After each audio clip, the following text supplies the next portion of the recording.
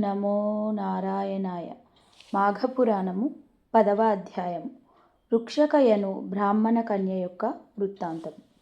మనము నిన్నటి రోజున గంగాజలం యొక్క మహిమను గురించి తెలుసుకున్నాము. ఈరోజు రుక్షకయను కన్య గురించి తెలుసుకుందాము. పూర్వము భృగుమహాముని వంశమునందు రుక్షక అను కన్య జన్మించి దినదినాభివృద్ధి పొందుచుండెను. ఆమె దురదృష్టవంతురాలు కాబోలు. పెండ్లి అయిన వెంటనే పెండ్లి కుమారుడు చనిపోయెను. రుక్షక తన దురదృష్టానికి దుఃఖించి విరక్తితో ఇల్లు విడిచి గంగానది తీరానికి పోయి ఆశ్రమం నిర్మించుకొని శ్రీమన్నారాయణుని గురించి తపస్సు ప్రారంభించెను.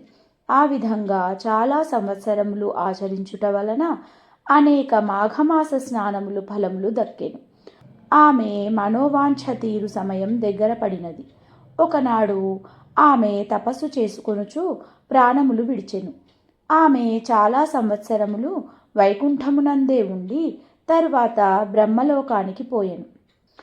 ఆమె మాఘమాస వ్రత ఫలము కలిగిన పవిత్రురాలగుటచే బ్రహ్మదేవుడు ఆమెను సత్యలోకములో దేవకార్యాలు తీర్చుటకు అప్సర స్త్రీగా చేసి తిలోత్తమ అను పేరుతో సత్యలోకానికి పంపెను. ఆ కాలంలో సుందోపసుందులు అనే 2 రాక్షస సోదరులు బ్రహ్మను గూర్చి ఘోర తపస్సు చేసిరి. వారి తపస్సు యొక్క ప్రభావానికి బ్రహ్మదేవుడు ప్రత్యక్షమై, ఓయి మీకు ఏమి కావాలో కోరుకొనుము అని అనగా, స్వామి, మాకు ఇతరుల వలన మరణము కలగకుండునట్లు వరమిమ్ము అని వేడుకొనగా, బ్రహ్మ అటులనే ఇచ్చితిని అని చెప్పి అంతర్ధానమయ్యను. బ్రహ్మదేవునిచే వరము పొందిన ఆ 2 రాక్షసులు మహాగర్వము కలవారై దేవతలందరినీ హింసించిరి. మహర్షుల తపస్సుకు భంగము కలిగించుచుండిరి.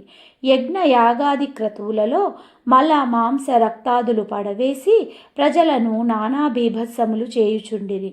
దేవలోకమునకు దండెత్తి దేవతలను అందరినీ తరిమివేసిరి.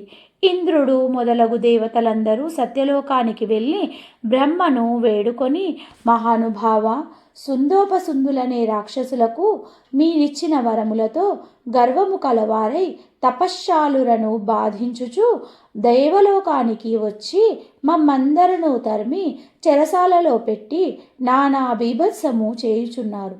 కాన వారి మరణమునకు ఏదైనా ఉపాయం ఆలోచించుమని ప్రార్థించిరి. బ్రహ్మ దీర్ఘంగా ఆలోచించి తిలోత్తమను పిలిచి, అమ్మాయి, ఈ సుందోపసుందులను రాక్షసులకు ఇతరులెవరి వల్లనూ మరణము కలగదని వరమునిచ్చి ఉన్నాను. వారు వారి గర్వంతో చాలా అల్లకల్లోలము చేయుచున్నారు. కాన నీవు పోయి నీ చాకచక్యంతో వారికి మరణము కలుగునట్టుల ప్రయత్నించుము అని చెప్పెను. తిలోత్తమ బ్రహ్మదేవునికి నమస్కరించి సుందోపసుందులు ఉన్న అరణ్యానికి ప్రవేశించెను. ఆమె చేత వీణ పట్టుకొని మధురమైన పాటలు పాడుకొనుచు ఆ రాక్షస సోదరులున్న నివాసాలకు సమీపంలో తిరుగుచుండెను. వీణానాదమును ఆమె మధుర గానమును విని ఆ దానవ సోదరులు అటు ఇటు తిరుగునట్టు ఆమెను అనుసరిస్తూ ప్రేక్షకుల వలె వెంటాడుచుండిరి. నన్ను వరింపుము, నన్ను వరింపుమని తిలోత్తమను ఎవరికి వారు బ్రతిమిలాడసాగిరి. అంతటా ఆ తిలోత్తమ, ఓ రాక్షసాగ్రేసురులారా, మిమ్ములను పెళ్లి ఆడుట నాకు ఇష్టమే. మీరిద్దరూ నాకు సమానులే. నేను మీ ఇద్దరి ఎడల సమాన ప్రేమతో ఉన్నాను. కానీ ఇద్దరిని వివాహమాడుట సాధ్యము కానిది. కానీ నా కోరిక ఒకటి ఉన్నది. అది ఏమనగా, మీ ఇద్దరిలో ఎవరు బలవంతురో వారికే నేను స్వంతం కాగలను అని చెప్పెను. ఆమె మాటలకు సుందోపసుందులకు పౌరుషములు వచ్చినవి. మీసమును మెలిపెట్టి, నేను బలవంతుడనని ఆ 2 తొడలు కొట్టుకొనిరి, పిడిగుద్దుకొనిరి, మల్లయుద్ధము చేసిరి. ఇక పట్టుదల వచ్చి గదలు పట్టిరి, మద్దరాలనెత్తిరి, దెబ్బకు దెబ్బ కొట్టుకొనుచుండిరి. వారి పోరాటము 2 పర్వతములు ఢీకొన్నట్లుగా ఉన్నది. మేఘాలు ఉరిమినట్లుగా గర్జించుచు భయంకరంగా యుద్ధం చేసిరి.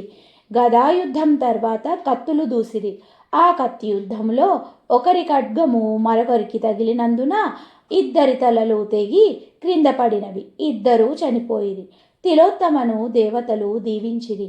ఆమె బ్రహ్మ కడకు పోయి జరిగినదంతా తెలియపరచగా బ్రహ్మ సంతోషించి, తిలోత్తమ, నీవు మంచి కార్యము చేసితివి. నీ వలన సుందోపసుందులు మరణించిరి. నీకీ బలము వచ్చుటకు కారణము నీవు చేసి ఉన్న మాఘమాస వ్రతమే కాన. నీవు దేవలోకానికి వెళ్ళుము. దేవతలు నిన్ను గౌరవిస్తారు. అచట అప్సరసలందరికంటే నీవే అధికురాలవగుదువు అని పంపెను. మాఘపురాణము 10వ అధ్యాయ పారాయణ సమాప్తం. ఓం నమో నారాయణాయ.